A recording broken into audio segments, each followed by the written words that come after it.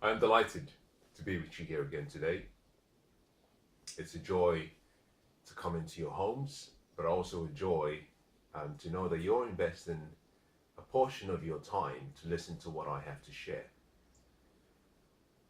My theme for today and in the next few minutes, we'll be dealing with a topic that draws so much controversy. I'm going to be talking about money. But more importantly, I'm going to be talking about how to become financially free by age 30.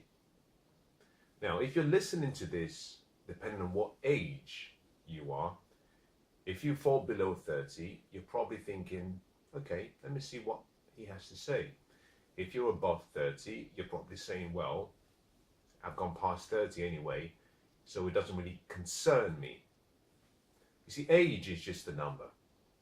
Whether you fall on the left side or on the right side of the equation, what I'm about to share with you can radically change your life. This is my feeling. Now, I believe that if you're age 30 or above and you live in a free country and you're not financially free, then it's not the government, it's not the company, it's not bad luck, it's not fame, fortune, it's nothing external, it's you. It's simply because you had a poor plan, you don't have the desire or the passion to be free, or perhaps you don't even have it as a goal. It hasn't become an absolute must for you. And my view as well is everyone who is age 30 and above has a responsibility, an obligation, and a duty to be financially free. I believe that if you live in a free country like we do, depending on where you're watching from, I believe that it's your obligation. Now, one of the things that startles me and surprises me as well is that in most developing countries, where there is freedom and where freedom is professed, I find it really puzzling that most people are still living under occupational and economic slavery. We have a job, we help build someone else's dreams. Interestingly, our working hours, when we take our holidays, our working conditions, how we choose to spend our free time, when, where, are often dictated by other people. And therefore, we have no freedom. We really have no freedom. And so I believe that in this session I'm going to be sharing with you, there will be a few tips, there will be a few clues, and a few strategies that you can apply in your life to help you achieve financial freedom. Now, what I'm sharing with you are principles that I've used in my life. You see, I come from very humble beginnings, and my journey is quite interesting. I was born and I was raised in West Africa, Nigeria. I immigrated to London, England at a young age. I immigrated because I had a dream. I had decided what I wanted.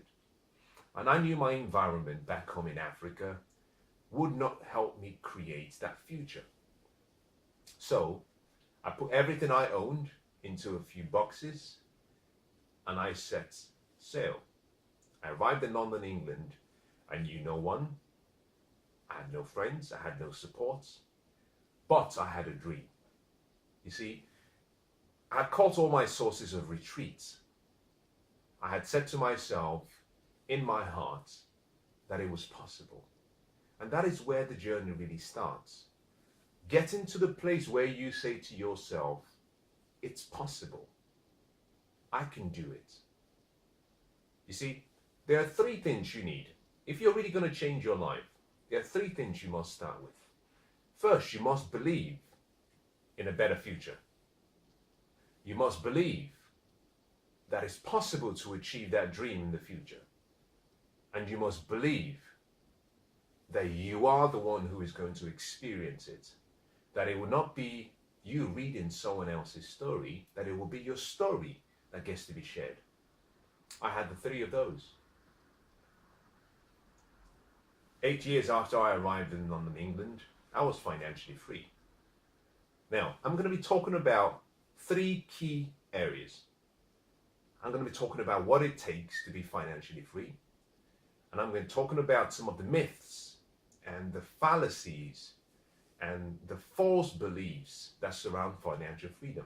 And then finally, I'm going to be talking about how you can do the same, but also, let's assume financial freedom is not one of your goals, how you can apply the same strategy to create a better life for you and your loved ones. What is financial freedom? That's a great place to start.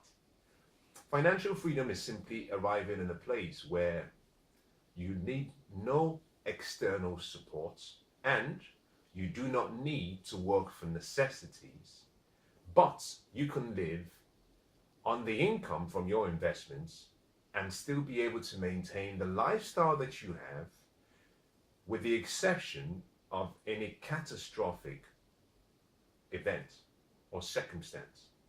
So it's simply you being able to arrive in a place where you no longer have to work for money, where money is working for you and paying you an income. That is what we all should aspire to achieve.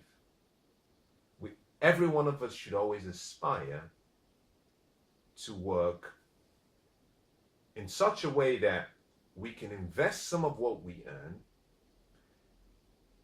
take that investment, put it to work, have it produce a source of income, and carefully manage and build that income and those investments to the point where it's paying you a salary that exceeds what you're earning in your job and exceeds your expenses. And that's a great place to start. Definitions are important. Now, for so long, there's been this myth about definitions, and let me start there.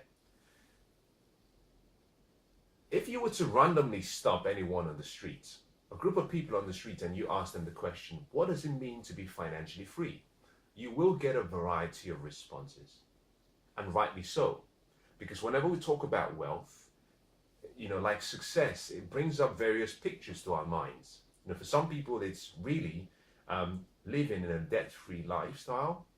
For some other people, it's having the millionaire or the billionaire lifestyle and status. For some other people, it's being able to meet their financial requirements with no pressure. For some others, it's actually having the opportunity to complete their life's purpose and being able to do it within their means. So all of us will have a definition because we're all different, and success is subjective. However, if you were to stop this random group of people and say, okay, give me a definition, what we tend to do is we tend to give a definition whereby we have a fixed amount in our mind. That number or that amount we have in our mind is normally a number of zeros and a few commas along the way. Interestingly, we have this big picture of millions that we must have to be financially free. But nothing can be further than the truth. There is no one amount of money that defines financial freedom. And the reason is simply because your level of your expenses will always rise to meet your income. So your lifestyle really decides and sets whether you become financially free or not. There are three classes of people. There are those who spend more than they earn, and therefore they're always in a deficit. There are those who spend exactly what they earn, so they have nothing left to invest. And the final group of people are those who spend less than they earn, and therefore they have enough to invest. Now think about those three groups, and I want you to just choose for yourself which of the groups you find or you fall into. Because whatever group you fall into decides the current position you're in and will help you set a goal and a strategy for freedom. Very important. Very important. Now, although financial freedom is not one number, financial freedom involves a number. And that is what I want to drill into now. The second myth about financial freedom, after the definition, has to do with its measurement. How do you measure it? Going back to the first comment I made and the reference to the definition, because we have this picture in our mind of £1 million, £10 million, £1 billion, because we have that picture in our mind, that limits us from starting the journey. You know, so much has been said about the millionaire lifestyle and status that has almost kept a lot of people in a rut. I believe that the millionaire mindset is now the middle class mindset. It's so low now that people have limited themselves from developing into becoming the best that they can be. So, how do you deal with the measurement? Well, you see, financial wealth and freedom is measured in money, but not money alone, money as a function of time. You see, we measure wealth just like we measure health. Your health is measured based on your well-being as a function of time. It's not really based on what you are immediately right now, because in 10 hours something could happen. It's based on the longevity of your age. Similarly, wealth is measured as in terms of money as a function of time. So, to make it practical, let's assume that you earn, and your net salary is £1,200 every month, but your expenses is £1,000 every month. That means that your expenses is less than your income, and you're left with a surplus of £200 every month. Automatically, that also means that your income and your expense as a ratio is greater than 1. Make sense? Okay. Now, if the income you were receiving, which is 1,200, comes from multiple sources, through passive means, through the investment you have, then it means you do not have to exchange your time for money. You do not have to work in a job, because now you have investments that are paying you a salary, and interestingly, that salary exceeds your expenses. Because your income and your expense as a ratio is greater than 1, assuming that that source of income is continuous and constant and protected and doesn't stop coming in, but also assuming that your expenses remain at that level, or if they increase in proportion to an increase in your income, then it automatically means that you no longer have to work for the rest of your life. You are financially free. You are wealthy because you now have what we call a level of support coming in through an income that exceeds what you spend.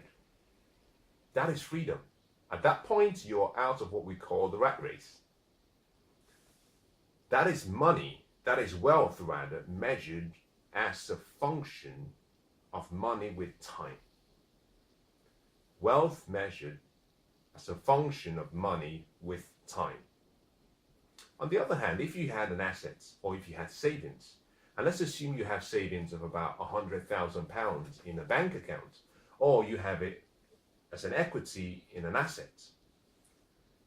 If you chose to liquidate that asset and now you have £100,000 in cash, if your expenses per month is £1,000, then what you have is 100 months of support based on the income that you can have from that £100,000. It means that the £100,000 will last you for 100 months. Now, 100 months is roughly about 8.5 months, something in that region. It should be about 8.4. We'll call it 8.5, make it a round number. You have 8.5 years of wealth. It means that the wealth you have will only last you for 8.5 years. You see, that means that the wealth you have is not sufficient because it has a limit. So If you were measuring just the assets you had, you would be saying, okay, I have £100,000. That is wealth measured only as a function of money. When you base it on how long that will last, you're back to the definition of wealth measured as a function of time and money. So the second myth has to do with the definition. Sorry, the first myth has to do with the definition. The second myth of wealth and financial freedom has to do with the measurement. Now the third and the final one I want to talk about is the timing. For so many years we've been taught that you have to simply go to school, get a job, work in a job for a long time, pay your bills, labor, and then slowly you will start to kind of walk up the career ladder. And then when you get to about age 65 or whatever the retirement age is, then you can retire and then you will be financially free. What a bunch of baloney. It's all nonsense. As a matter of fact, I think it's such an obsolete and false way of living, particularly because it's not that the advice is wrong, it's simply that it's obsolete. And so obsolete applied in today's times makes it wrong. But the concept would have been right in the 1960s, in the 1970s, during the industrial age. Because at that point in time, if you worked for a company for a long time, for a specific period, then you were given an opportunity to have a pension that covered your cost of living for the remainder of your life. So that way you would have been financially free within certain parameters. The problem with working until you retire at 65 is that you give up the most precious part of your life where you're slaving yourself for money. And what usually happens is when you retire, the little wealth you built, you then get to spend all of it to buy back your health. And I just think that is just so sad. The life expectancy of most people is roughly about 80 years or 85 years, depending on where you live. Depending on how well you live as well. In some cases, it's sometimes as low as 75. Let's assume that it will be between 75 and 85. Now, imagine that you started working at age 20. You worked for 40 years, or 45 years rather, till 65, and you now have between 10 years and 20 years left to live. So you spend the best of your life slaving yourself for money, and now you have the fragile part of your life where you get to enjoy whatever you have saved. Very wrong. Now, I believe that through financial intelligence and being smart, you can rotate that equation whereby you start working for money, but you slowly move from being an employee to money to being the employer, whereby money starts to work for you. And so you can spend the best part of your life experiencing and enjoying what should be an extraordinary life. So the timing of financial freedom, we have it wrong. You don't have to wait until you're 65. As a matter of fact, I retired I was financially free at the age of 30. I retired at the age of 33. And it's been an interesting experience looking back in the last few years, because I've had the time to reflect on my upbringing and my childhood times and the past. But I've had the opportunity to choose and decide how I want the rest of my life to unfold. You see, destiny is being recorded as I speak, based on what's happening and what's happened in the past. But in addition to that, history is also being documented. But also, history is being written right now. And those who are rewriting history and writing their history are those who are free. Those who have given themselves the permission to say, listen, I don't have to live my life the way others want to. I believe I have what it takes to make a difference for my generation. I want to make a difference. I want to make a difference with people who want to change the world. And so the people are rewriting history. Now, you can choose to be the class of people who get to see history being written, or you can choose to be those who actually make the history. It's all a choice. And so understanding the three myths and recognizing whether you believe in them is a great place to start. Now, what can you do to become financially free? That's a great question. A great question. And I'll give you some very, very quick tips. And I want you to listen well, and if you're writing, I want you to make notes. Number one, you've got to know what you want. Clarity precedes mastery. You see, faith without clarity gets very fuzzy. You need to know exactly what you want. But to know what you want, you've got to give yourself the permission to dream. You've got to be able to let go and simply allow the greatness in you to express itself through your imagination. You've got to be able to recognize that you are simply a channel and that there is this level of potentiality in you that is seeking for a pathway to express itself, and it's chosen you. So by allowing yourself to be used as a vessel, you can start to do great things. So start by deciding what you want. But first, give yourself the permission to dream and then decide, choose, what would you want? Next, I believe that one of the most important reasons that I found financial freedom at a young age was simply because I decided to practice what I call the lifestyle of discipleship. That's so important, I'm going to say that again. The lifestyle of discipleship. What is a disciple? A disciple is someone who applies discipline in learning. Discipline in learning.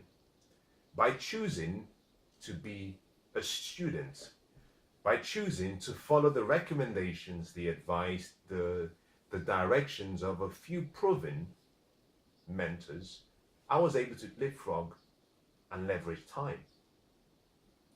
My life today is really a product of other people's experiences. You see, you're never going to live long enough to do everything yourself. Your best key is to find success, study it, identify the people who are living the life you want to live, identify the people who are successful, and then replicate their success.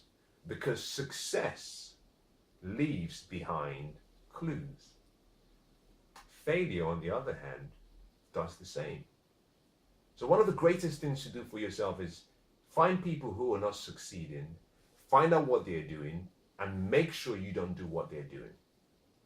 Now, next, find those who are successful, people who are happy, people who are prosperous, people who are joyful, people who are excited about life, people who have purpose in their life, people who are wealthy and happy. Find out what they do and replicate it. It's really that simple.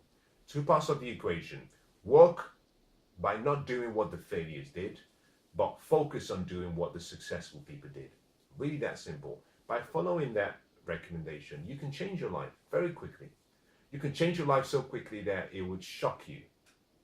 Literally, the inflow of success into your life will be so overwhelming that you would ask yourself, what is wrong? And you see, the reason that would happen is because success is a science. Wealth is a science. Financial freedom, financial creation, wealth accumulation, wealth distribution, wealth protection is a science. That simply means, like algebra or arithmetic, you can predict the outcomes. If you follow the specific rules and principles and strategies, you're guaranteed to get the same results. Your responsibility is simply to find out how things work. And that begins by simply asking questions. And so, whilst you've started by deciding what you want, the second thing you have to do is find out how things work. Identify people who are successful and start modeling them. Modeling is one of the most important shortcuts to success and wealth. Modeling simply means that you identify the beliefs, You identify the habits, you identify the activities and actions, you identify the character, you identify the lifestyle of people who are living a life that you admire or want to live, and then you simply embrace it and replicate it. You start acting like those people, you do what they do, you speak the way they speak, you think the way they think, and very shortly you start to produce the same results they did. It can't be any easier, it cannot be any harder. It's so simple. The biggest mistake I made growing up was I was raised by a really good father, but also a great mother. But the environment that I was raised in limited us. And you see, whatever defines you limits you, because whatever limits you is above you. And so my environment for so many years limited my ability to dream, my ability to choose and decide, my ability to challenge whatever I didn't believe in. And for so many years, I lived in ignorance. And ignorance in itself is one of its greatest tragedies we have in life. A lot of the problems we have today is a product of ignorance. Really that simple. It's a product of ignorance. You've got to break free from that ignorance. You've got to let yourself free.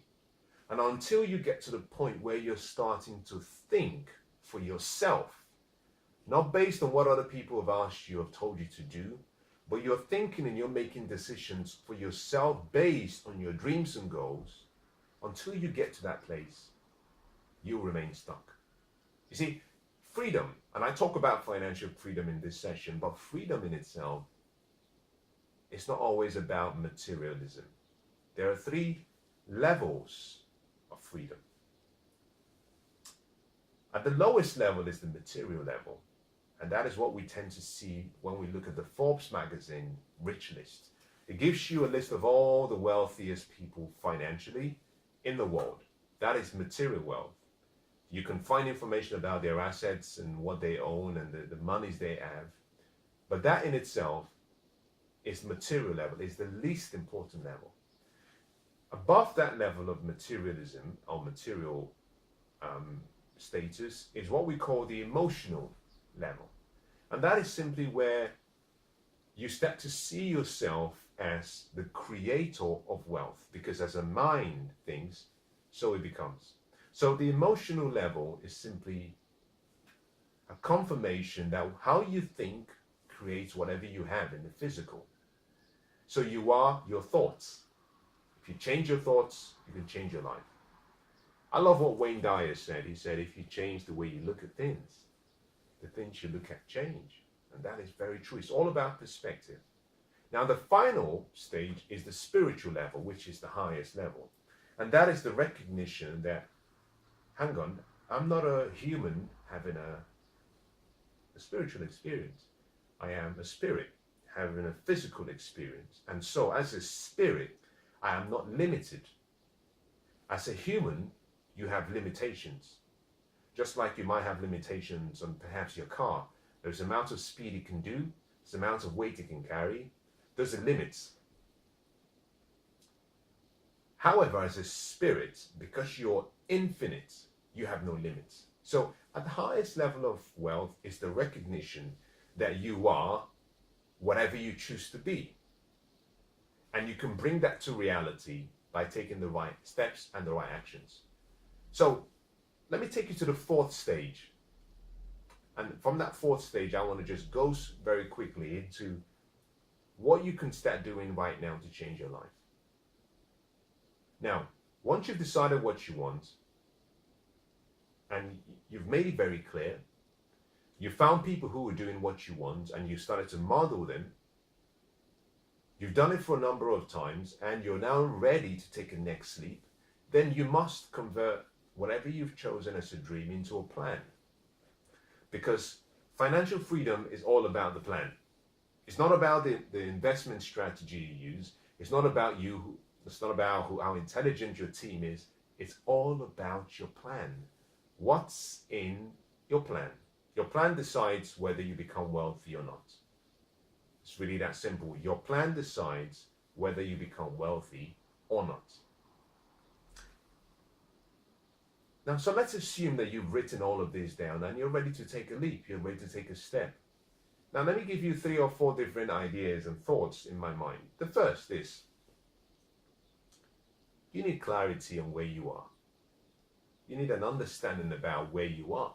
And that comes from awareness, self-awareness, whereby you can look at yourself and say, okay, I am at ground zero, or I'm below ground zero. And so to achieve my goal, this is the amount of work I need to put in. So start by identifying where you are. Where am I financially? What changes do I need to make? Am I ready? And once you've gone through that and you've done that, then you're in a good place. Now, the next is to choose your destination. You cannot simply say, well, I want to be financially free, because that's an objective. It's not a goal. Your goal has to be specific, measurable, achievable. It has to be time sensitive. Your goal needs clarity. So take some time and sit down with yourself and say, okay, what do I want and how can I achieve it? Now, once you've done that, you've identified the destination you're trying to get to, where you are. In between both is where your plan comes in. Now you have to develop a great plan to execute the goal, because the quality of your life will depend on the quality of the actions you take, the choices you make, and the decisions you choose or you decide upon. So you've identified your destination, you know where your position is. It's all about the plan.